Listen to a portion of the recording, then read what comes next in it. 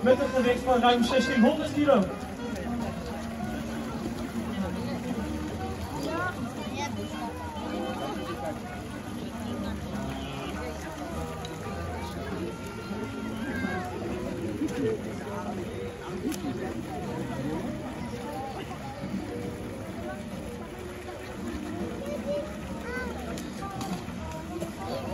Zoals jullie net konden zien, kunnen walrussen ook rond als gevesten.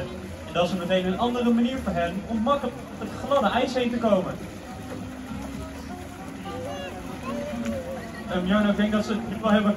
En dit lijkt me ook niet zo'n heel goed idee eigenlijk.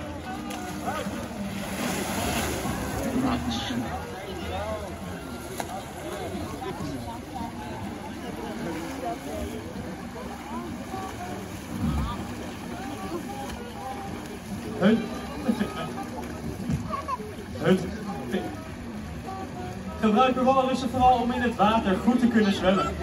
Ze kunnen ze uitvouwen tot 2 grote peddels en daarmee een snelheid halen van wel 30 km per uur. Voor de vergelijking, dat is maar 3 km per uur langzamer dan een dolfijn.